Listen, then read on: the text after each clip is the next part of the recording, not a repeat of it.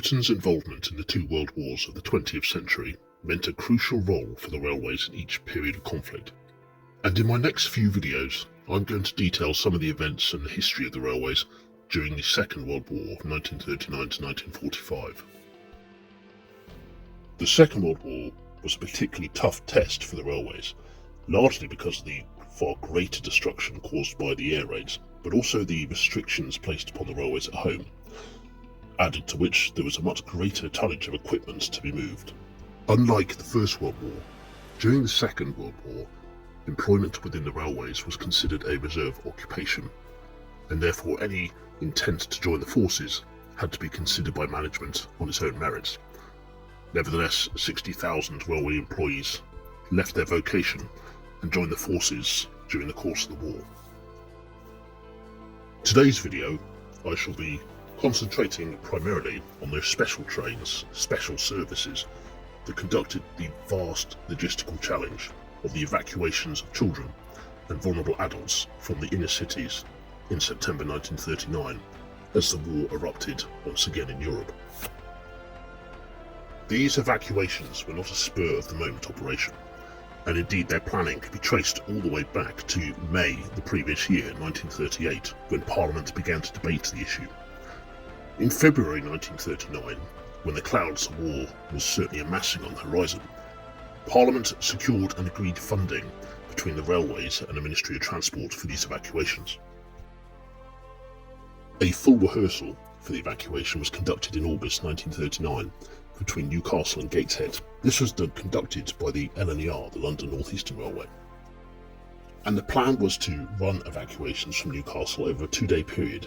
Day 1 operated the evacuation of teachers and school children, and Day 2 conducted the evacuation of mothers and children who were under school age.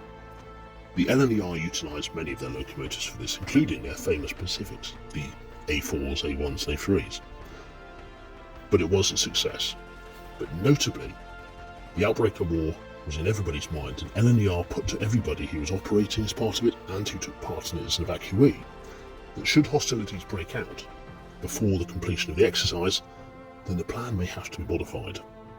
Luckily, hostilities didn't break out for a few more days, and the conclusion of this exercise that was the rail network could conduct such an operation. But it was not the rail network themselves.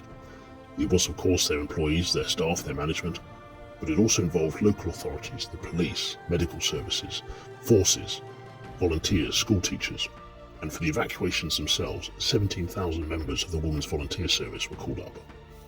And as war grew ever closer, on the 31st of August 1939, the order to activate Operation PIED was given.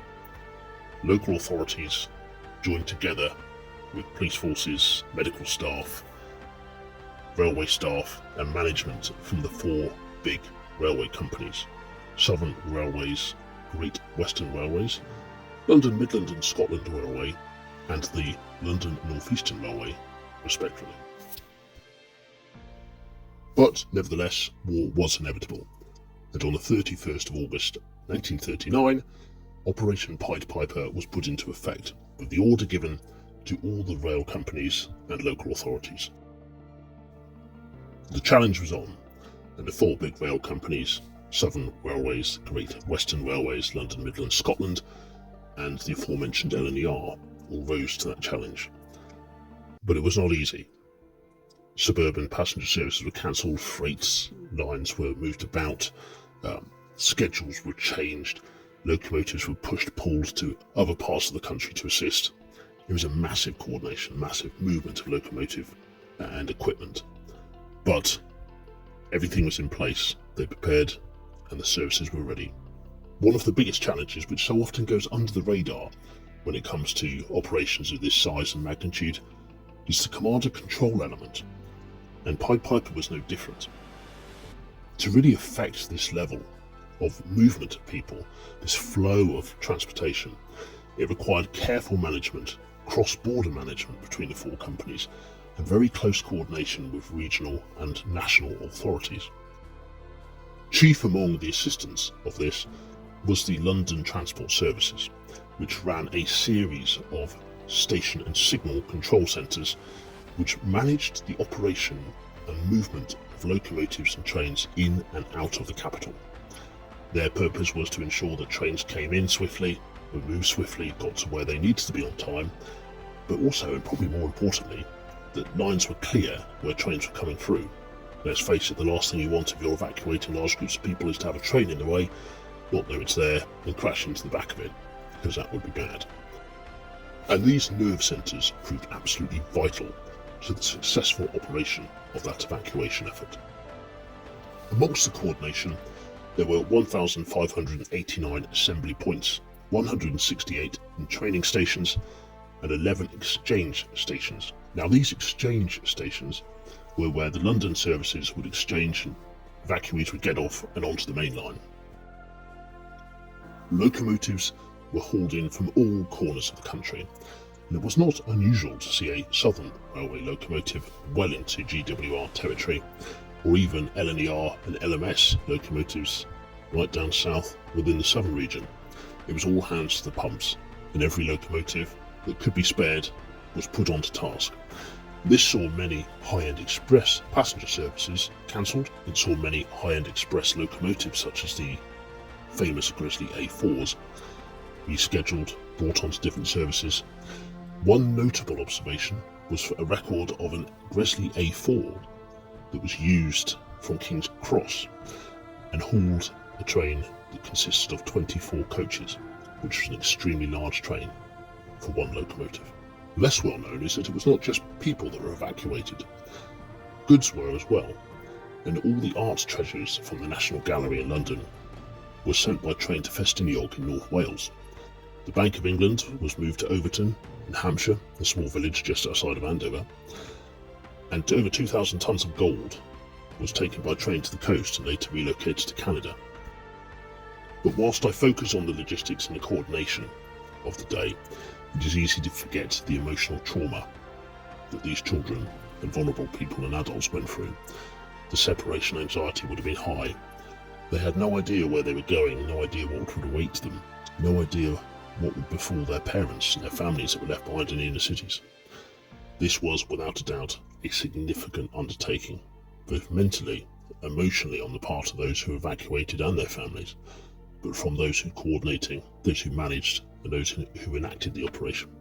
In total, 1,334,358 people were evacuated between the 1st and the 4th of September 1939.